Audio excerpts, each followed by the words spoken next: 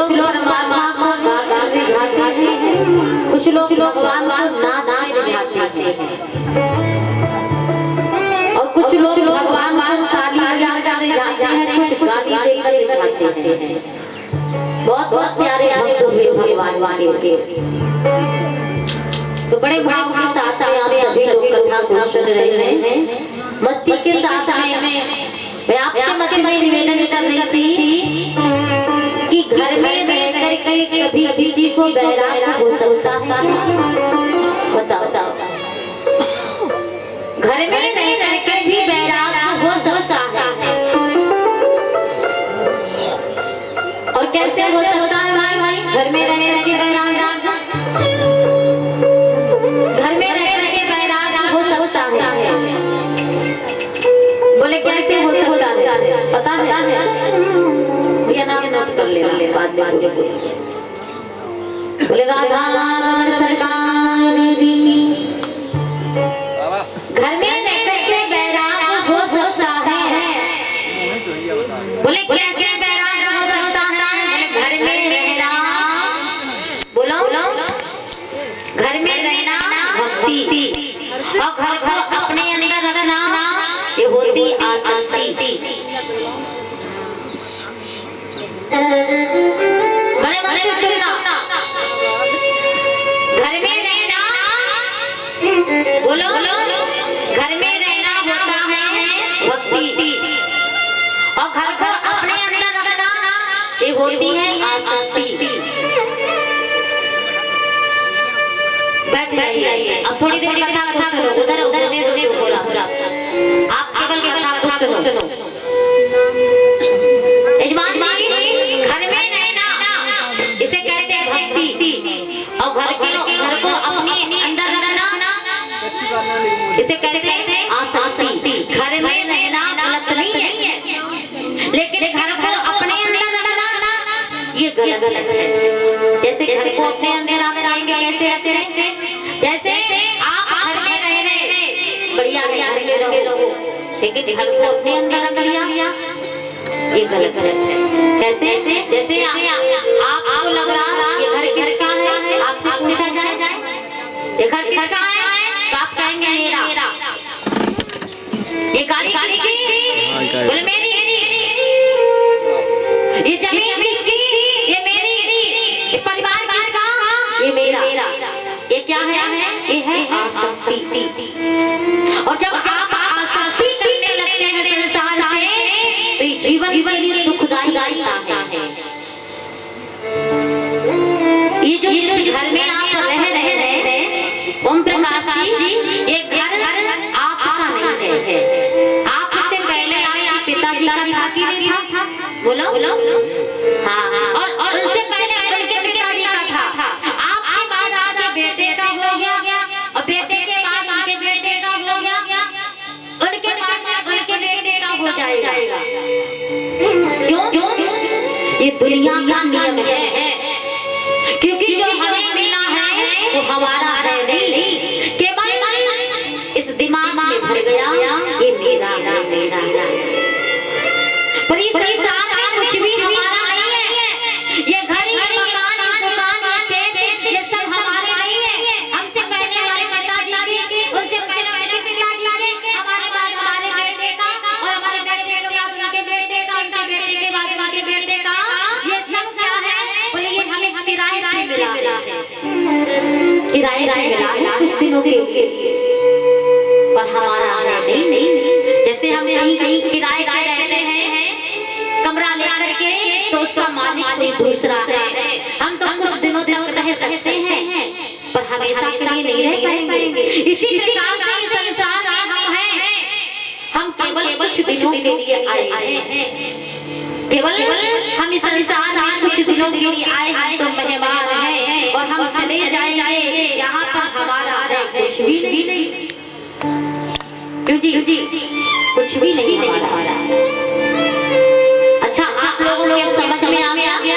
तो ईमानदारी से अब मैं बोल रही, आप भी मेरे साथ में बोलिए। ये मकान मिला है, बोलो जो मैं बोल रही, आप मेरे साथ बोलो जोर से, और सब लोग बोलोगे। ओम प्रकाश जी बोलिए। ये मकान मिला है। अरे बोलो, अरे बोलो बोलो बोलो। अरे आप ही कहा है, हम थोड़ी ना ले लेंगे। बम्पर का आवत बाज ममाई ऊपर कर रही हुई है। चलिए हमने नाव धरे, बढ़िया बढ़िया। अब एक अंग्रेज हुई गए तो अंग्रेजी वाले ना नहीं नहीं नहीं, अच्छा अच्छा, ये अच्छी बात है। अब हमारी नहीं चले। अरे नहीं नहीं, ये अच्छी बात है। आप आकर देखो। अच्छा आप लोग कहिए मेरे साथ साथ में, आप भी कहना ये मेरा है। हाँ देखो इनकी समझ में आया। बोलिए माता, बोलो बोलो से, आप भी बोलिए। ये मेरा है पर मेरा नहीं है। ये मकान मिला है पर मेरा नहीं है। देखिए पीछे वाले बाबा लोग समझ गए और कितने समझदार हैं, बोल रहे हैं। आप भी बोलिए। ये मकान मिला है पर मेरा नहीं है। ये परिवार मिला है पर मेरा नहीं है। ये बेटा मिला है पर मेरा नहीं है। ओम प्रकाश जी तो कह रहे हैं मेरा नहीं है। ये पत्नी मिली है। अब सब चुप हो गए, बोले बोले बोले पत्नी तो मेरी है, पत्नी तुम्हारी हम कौन ले जाएंगे। ये बूढ़ा माता की कौन सेवा करेगा। ये पत्नी मिली है पर मेरी नहीं है। संसार की हकीकत तो यही है। यहाँ संसार में जो हमें मिला है ये हमारा नहीं है। ये कुछ दिनों के लिए मिला है। हम तो केवल कुछ दिन रह सकते हैं, इसके बाद जाना पड़ेगा। और ये जिंदगी की हकीकत है। और इसीलिए गाया करो, बड़ा प्यारा भाव है। जिंदगी का घर है और एक ना एक दिन बदलना पड़ेगा।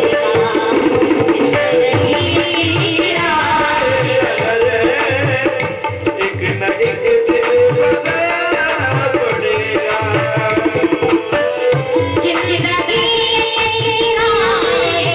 है, एक ना एक दिन बदलना पड़ेगा।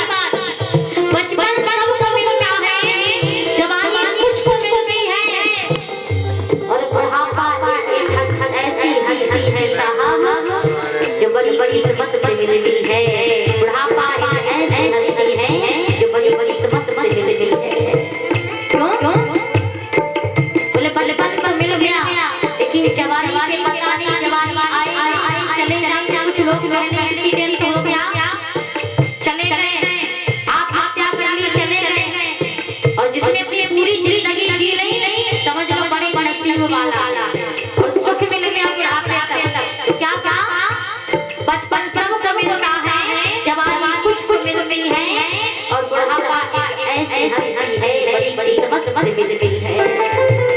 राती के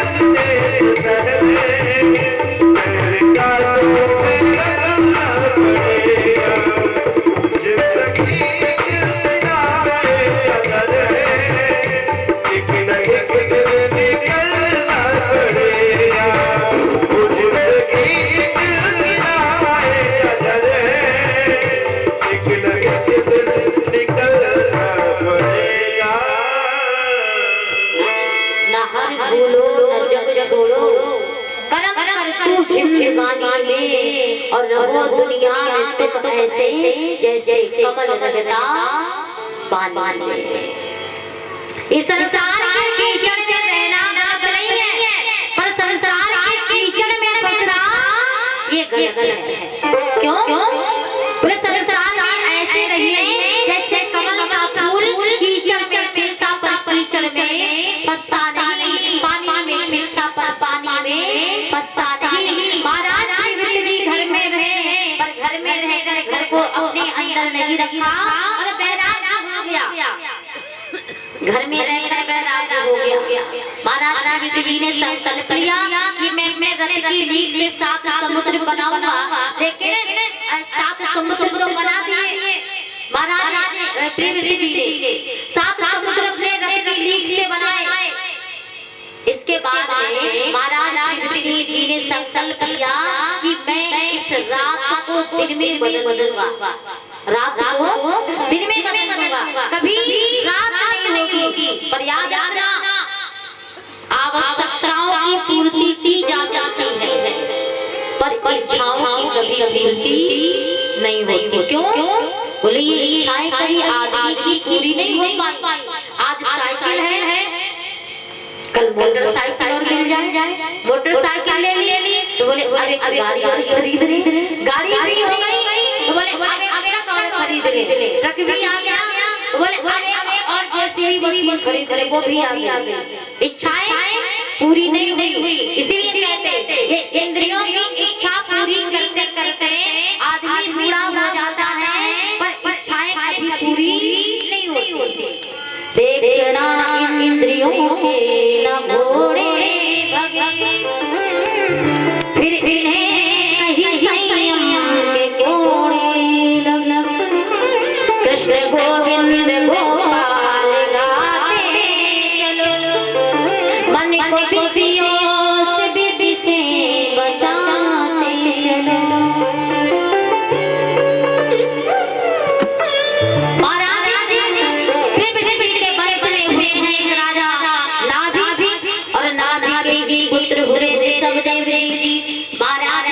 ऋषभ देव जी के 100 बेटे हुए, जिसमें 99 बेटे बैरागी हो गए, और एक बेटा है जिनका नाम है भरत, और जिन भरत जी के नाम से हमारे देश का नाम पड़ा है, बोलो भारत।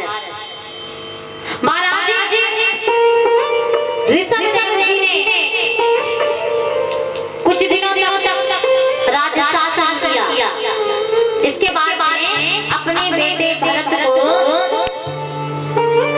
राजा बना दिया, और राजा बना करके महाराज ऋषभ देव जी जंगल में जाकर के रहने लगे।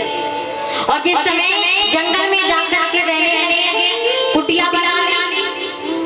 अब दुनिया के लोगों की भीड़ जाने वाली, महाराज हमारा ये काम कर दो, महाराज हम बड़े बड़े भी हैं, अरे हमारा ये काम बना दो।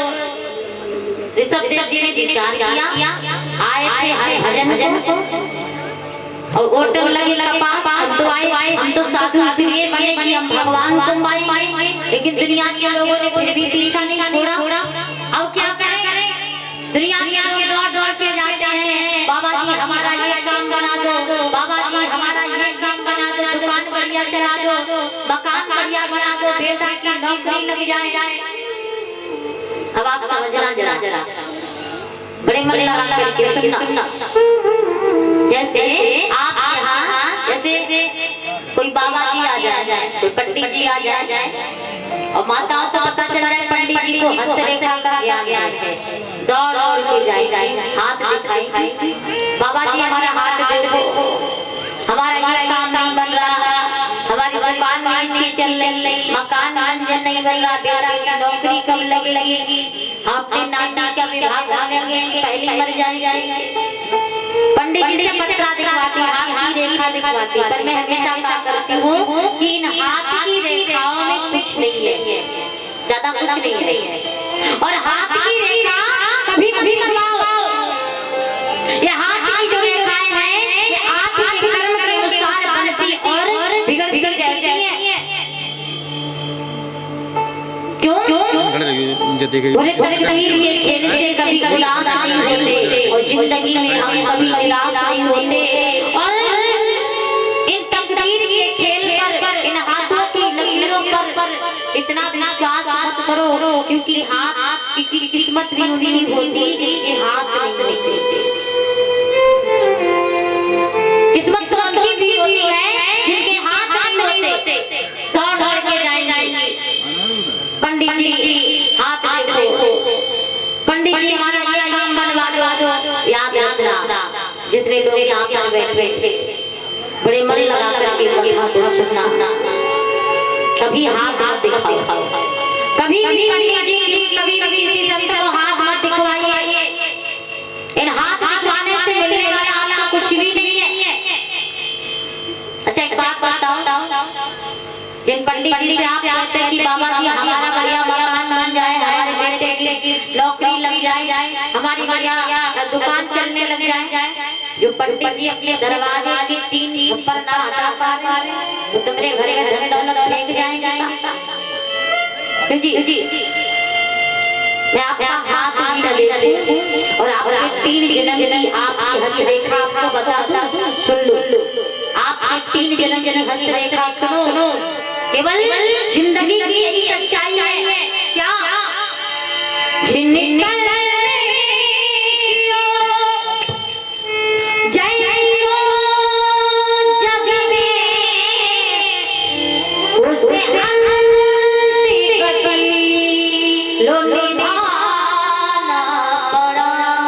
सुनो,